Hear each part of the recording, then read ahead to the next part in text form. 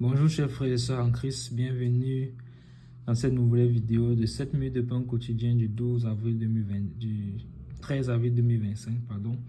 Nous allons continuer notre lecture dans le livre de Actes des Apôtres, chapitre 3 désormais. Et aujourd'hui, nous allons lire le verset 9. Donc, encore une fois, passage tellement riche, le Seigneur nous conduit à lire chaque fois un verset. Et donc, qu'est-ce que nous avions vu la dernière fois? Nous avons vu que, en fait, le paralytique, bien le boiteux, lorsqu'il a été guéri, il s'est montré reconnaissant en ce sens qu'il est entré dans le temple avec l'apôtre Pierre et l'apôtre Jean. Donc, il a été reconnaissant envers le Seigneur en entrant dans le temple et il a été reconnaissant avec ceux qui ont agi envers lui en allant avec eux. Et nous avons donc vu que nous aussi, nous devons être toujours reconnaissants. Nous devons toujours être reconnaissants. D'ailleurs, le Seigneur apprécie vraiment cela. Vous vous rappelez aussi des 10 aveugles qui avaient été guéris par le Seigneur. Et pendant que le Seigneur les a envoyés d'aller se montrer au sacrificateur, et pendant qu'ils étaient en chemin pour aller, ils se sont rendus compte qu'ils sont en train de voir. Et qu'est-ce qui s'est passé? 9 ont continué leur vie, sont allés seulement dans leur famille, tout contents. Oui, j'ai été guéri, je vois maintenant. Aller à gauche, à droite, voir ce qu'ils ne pouvaient pas voir depuis. Aller voir la beauté de la nature, les arbres, l'eau, et ainsi de suite. Mais il y a un parmi qui a eu la bonne attitude. Lui, il est retourné vers le Seigneur. Pourquoi est-ce qu'il est retourné vers le Seigneur? Il est retourné vers le Seigneur pour manifester sa reconnaissance au Seigneur, pour dire merci au Seigneur de l'avoir restauré, pour dire merci au Seigneur d'avoir renouvelé sa vue, restauré sa vue. Et lui, il a eu une récompense supplémentaire.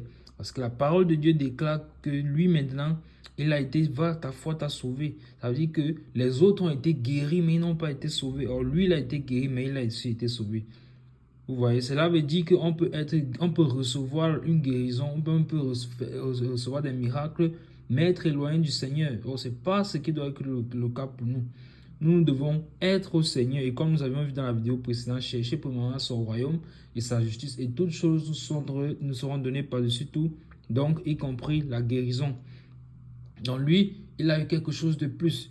Et il a hérité de la vie éternelle. Donc, mieux vaut pour nous hériter la vie éternelle. Mieux vaut pour nous-mêmes entrer dans la vie éternelle. Avec quoi? Avec un bras en moins, avec un pied en moins. Pourvu que nous entrons dans la vie éternelle et que d'être en enfer, ayant tous nos membres. C'est ce que le Seigneur a dit plus tard. Donc si quelque chose, si un membre pour toi, le camp de chute, il faut couper. Donc ça nous montre clairement que le Seigneur vaut plus. Le Seigneur vaut plus que tout. Et c'est lui d'abord que nous devons chercher et nous devons toujours lui manifester notre reconnaissance. Donc cet aveugle-là, il a été reconnaissant. Et le Seigneur, qu'est-ce qu'il a fait? Le Seigneur l'a restauré et il a eu la restauration totale, c'est-à-dire que non seulement de son corps, mais aussi de son âme, puisque son âme a été sauvée à travers le salut que le Seigneur lui a accordé. Donc ici, le boiteux, il est reconnaissant. Et nous allons donc lire le verset 9 aujourd'hui pour continuer dans notre suite. Un verset vraiment tout court. Tout le monde, je le lis au nom de Jésus, tout le monde le vit marchant et louant Dieu. Amen. Tout le monde le vit marchant et louant Dieu. Et en fait, lorsque je lis ce verset, je vois que je n'ai plus rien à dire parce que toute l'introduction que j'ai faite en fait concernait effectivement ce verset. Tout le monde le vit marchant et louant Dieu. Donc toute l'introduction que j'ai faite sur l'action de grâce, sur la reconnaissance est déjà inclus dans ce verset. Ça veut dire que quoi? Ça veut dire que lui, il a reçu sa délivrance, sa guérison. Il pouvait désormais marcher, mais il n'est pas rentré chez lui. Mais il n'est pas allé chercher pour voir sa famille, pour rendre témoignage à gauche, à droite. Non, il a cherché la face du Seigneur. Il est entré dans le temps pour dire merci au Seigneur. Il a cherché Dieu pour lui dire merci. Et donc, il a été un témoignage non seulement pour lui-même, mais également pour ceux qui étaient dans le temple. On dit tout le monde le vit. Et bien aimé, tout le monde le vit. Marchant et louant Dieu. Donc lorsque le Seigneur nous accorde un miracle, quelle est notre attitude? De courir d'abord pour aller témoigner? Non. Notre attitude doit être d'entrer d'abord dans le temple. Et le temple n'est plus physique, c'est-à-dire que d'entrer maintenant dans l'intimité avec le Seigneur pour lui dire merci. dans le lieu secret.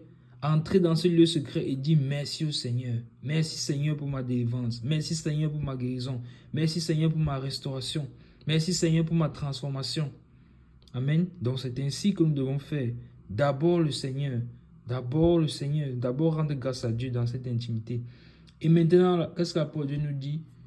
La deuxième chose que nous tirons de ce passage, c'est que tout le monde le vit marchant et loin de Dieu. Ça veut dire qu'il a été un témoignage pour le Seigneur. Alors j'aimerais te poser la question, est-ce que dans ton entourage, tu as un témoignage pour le Seigneur? Est-ce que dans ton entourage, tu te caches? Est-ce que tout le monde te voit et te reconnaît comme étant chrétien sans que ça ne te dérange, sans que tu n'aies un problème avec cela? Nous ne devons pas avoir honte du Seigneur. Tout le monde le vit. Donc, ça c'était dans le temple. Mais dès qu'il va sortir du temple, tout le monde va également le voir. Et quand tout le monde va le voir, qu'est-ce qu'il va dire? Il va dire que j'ai été guéri. On a invoqué le nom du Seigneur Jésus-Christ et il m'a guéri sur ma vie et il m'a guéri. Et nous également, donc, nous devons toujours dire que pour que la gloire revienne au Seigneur. C'est le Seigneur Jésus qui m'a guéri. C'est le nom, c'est la puissance en son nom, c'est la foi en son nom qui m'a sauvé, qui m'a restauré. Bien qu'ici c'était la foi de Pierre des gens, mais dans le cas où nous, c'est notre foi qui est activée pour notre guérison, nous devons toujours rendre grâce au Seigneur dans les deux cas. Donc, soyons également nous un témoignage pour le Seigneur. Lorsque le Seigneur a fait du bien pour nous, ne nous précipitons pas pour d'abord aller témoigner. Précipitons-nous plutôt d'abord pour aller dans l'intimité, dans le lieu secret pour dire merci au Seigneur. Et maintenant, lorsque nous témoignons, nous devons le témoigner devant tout le monde, sans avoir honte, que ce soit les frères et sœurs en Christ ou pas. Nous devons témoigner sans avoir honte du Seigneur. Tout le monde le vit marchant et louant Dieu. Donc devant ces personnes-là, ils louaient Dieu. Nous ne devons pas avoir honte de louer Dieu devant les hommes, devant les infidèles, devant les incroyants. Non.